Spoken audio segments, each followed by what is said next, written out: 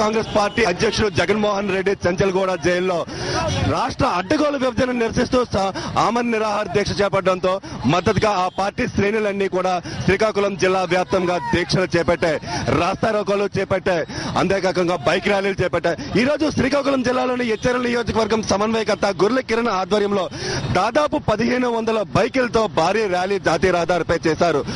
ఎలా అయినా జగన్మోహన్ రెడ్డికి మంచి ఆరోగ్యం కలగాలని, జగన్మోహన్ రెడ్డికి రాష్ట్ర వ్యాప్తంగా భారీ మద్దతు కూడగడతామని విశ్వాసం వెల్లబెడుతున్నారు.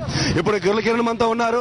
ఆయన అడిగి జగన్మోహన్ రెడ్డికి మద్దతు ఏ విధంగా కూడగడతారని అడిగి తెలుసుకున్నారు. చెప్పండి సార్, ఈ రోజున మీరు జగన్మోహన్ రెడ్డికి మద్దతుగా ఎంత భారీ బైక్ ర్యాలీ గట్రా చేస్తున్నారు, ఎందుకు ఇంత మద్దతు కూడగట్టాల్సి వస్తుంది? జగన్మోహన్ రెడ్డికి అండగా ఉండాలని మీ పార్టీ శ్రేణులు ఎందుకు ఇంత బలంగా విశ్వసిస్తున్నారు?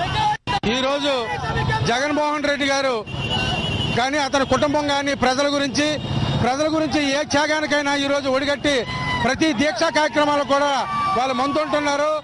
ఈ రోజు జగన్మోహన్ రెడ్డి గారు చేస్తున్న దీక్షకు జైల్లో ఉండి దీక్ష చేస్తున్నారంటే అది ఎంతో ప్రజలకు అవసరమైనది.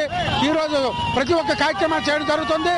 రేపు కూడా ర్యాలీలు, ఎల్లుండి దీక్షలు, బంధులు కూడా చేసి జగన్మోహన్ రెడ్డికి మద్దతు పలకడానికి కూడా ఇంకా ఎన్నో కార్యక్రమాలు చేస్తామని కూడా తెలియపరుస్తున్నాం. ఎక్కడ చూసినా కూడాను అన్ని పుట్టిన కష్టాల్లో ఉన్నా కూడా తల్లితో దీక్ష చేయించారు, చెల్లితోటి పాదయాత్ర చేయించారు, ప్రజల పక్షాన్ని నిలబడటం అనేటువంటిది జరిగింది. ఇదంతటినీ కూడా మీ పార్టీ శ్రేణులు ఏ విధంగా అర్థం చేసుకుంటున్నా, ఆ నాయకుల్లో ఉన్నటువంటి లక్షణాలు మీరు ఏ విధంగా గుర్తిస్తున్నారు? జగన్మోహన్ రెడ్డి గారు భుజాన వేసుకుని జైల్లో ఉండి కూడా దీక్ష చేస్తున్నారంటే ఎందుకంటే ఇంక గొప్ప నాయకుడు ప్రపంచంలో కూడా లేడు. తక్కువ వయసులో 40 సంవత్సరాల లోపు వయసులో ఉన్నటువంటి అతి యంగ్ టర్క్ అయినటువంటి జగన్మోహన్ రెడ్డి గారికి ఏ జైల్లో పెట్టినా ఎక్కడ ఉంచినా అతి కొద్ది కాలంలోనే బయటకు రావడం జరుగుతుంది. ఆంధ్ర రాష్ట్ర ప్రజలు 190% వైఎస్ఆర్ పార్టీ వెనుక, జగన్మోహన్ రెడ్డి గారు వెనుక ఉన్నారు. తప్పకుండా ఆయన ఆశయం సిద్ధం అవుతుంది, సమైక్యాంధ్ర నిలబడుతుంది.